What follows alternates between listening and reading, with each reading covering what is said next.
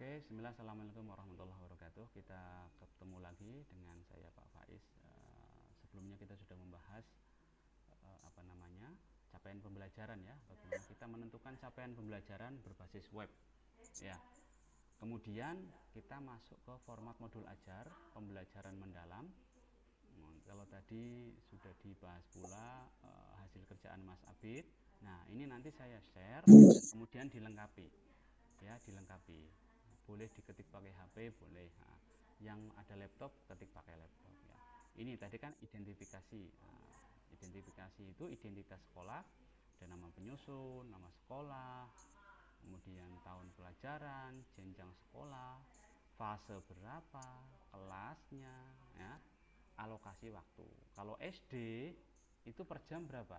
Per jam 35 menit normal. Kalau SMP 40, kalau SMA 45 menit. Nah, ini yang saya maksudkan. Dimensi profil lulusan itu memilih. Ini kan ada 8 tuh. Memilih, misal memilihnya hanya kolaborasi yang saya highlight sama tadi keimanan dan ketakwaan. Boleh. Nah, jadi memilih 2 saja. Karena konsekuensinya setiap dimensi profil lulusan yang kita pilih itu harus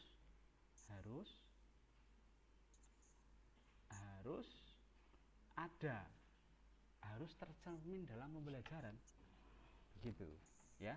Jadi tidak boleh asal cantum, tidak boleh. Misal kolaborasi berarti di pembelajaran harus ada kelompok. Misal tadi kerja kelompok, membuat proyek, karena di praktek pedagogisnya itu menggunakan PJBL.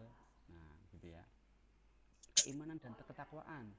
Berarti misal tadi materinya Mas Abid panca indera, berarti nanti ada penjelasan, harus ada statement penjelasan bahwasanya kita sebagai manusia harus mensyukuri nikmat Allah yang sudah mengkaruniai panca indera. Nah, jadi pembelajarannya itu lebih bermakna gitu kan. Ada value-value keimanan di situ. Nah, itu kaitannya dengan dimensi keimanan. Nah, gitu ya. Cukup 2 dimensi saja, tidak usah banyak-banyak. Nah, kemudian Romawi 2 itu desain pembelajaran. Nah, tadi sebelumnya sudah saya kupas sedikit. Ada tujuan pembelajaran. Tujuan pembelajaran itu ditulis berdasarkan CP. Gitu ya. Berdasarkan CP. Tadi sudah diajari, sudah belajar bagaimana memilih CP dari web Kemdikbud ya. Nah, tujuan pembelajaran itu turunan dari CP. Kalau tadi 1 CP diturunkan menjadi 3 boleh, tapi harus dilihat level kognitifnya, gitu ya. Kemudian praktek pedagogis tadi sudah ya. Jadi praktek pedagogis itu terkait dengan gambaran pembelajaran itu pakai media pembelajaran apa, model pembelajaran apa, begitu ya. Tadi Mas Abid pakai model PJBL, berarti berbasis project. Jadi nanti di akhir pembelajaran ada proyeknya tuh, proyeknya ngapain atau membuat apa gitu ya. Terus lingkungan belajar tadi, lingkungan belajar berarti tentang tempat murid belajar, misal lingkungan kelas, lingkungan luar kelas, atau lingkungan virtual gitu ya. Untuk F, kemitraan itu boleh ada, boleh enggak. Kemitraan maksudnya itu kalau misalnya ada pembelajaran di luar sekolah, misal bahasa Indonesia itu belajar di perpus daerah. Nah, berarti kemitraannya perpustakaan daerah. Nah, atau perpustakaan provinsi ya.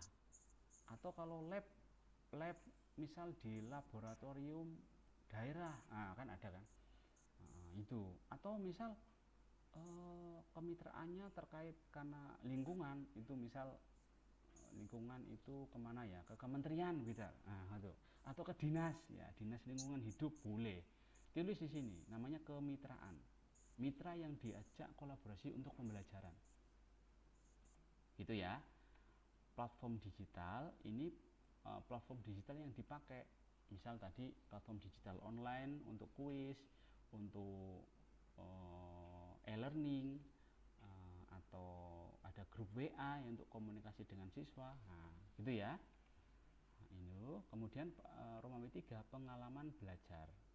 Pengalaman belajar, fase capaian pembelajarannya itu ditulis di sini, tulis ulang. Tujuan pembelajarannya tadi ditulis ulang dari yang sini, ya. Kemudian indikatornya, indikator pembelajarannya ditulis juga. Nah, di sini untuk langkah-langkah pembelajaran ini ada kita kan pakai pembelajaran mendalam ya. Pembelajaran mendalam itu ada berkesadaran, bermakna, dan menyenangkan. Nah, BBM kalau singkatannya. Nah, ini pertemuan 1 misal berkesadaran dan bermakna.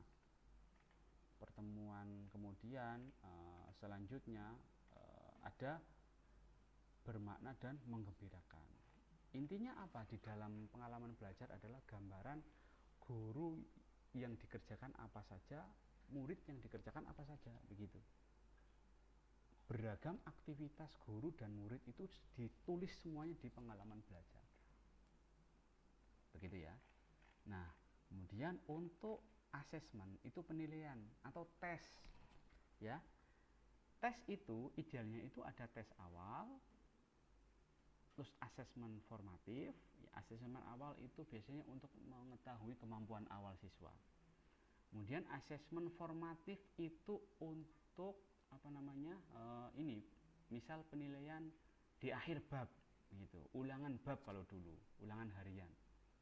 Nah, asesmen sumatif itu nanti tengah semester atau akhir semester. Nah, itu beragam penilaian, ada penilaian awal, penilaian formatif, dan penilaian sumatif. Nah, ini format asesmen formatif awalnya.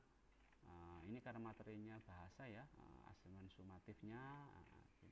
Nah, ada rubrik penilaian. Nah, ada rubrik penilaiannya. Insya Allah nanti secara berkelanjutan kita bahas bagaimana membuat secara utuh. Yang jelas nanti teman-teman membuat awal ya, mulai dari identitas, identitas nomor 1, Romawi 1 dan Romawi 2. Minimal itu identitas sama desain pembelajaran. Oke, semoga jelas dan bisa dipahami. Terima kasih. Kita bertemu lagi dengan pembahasan materi berikutnya. Terima kasih.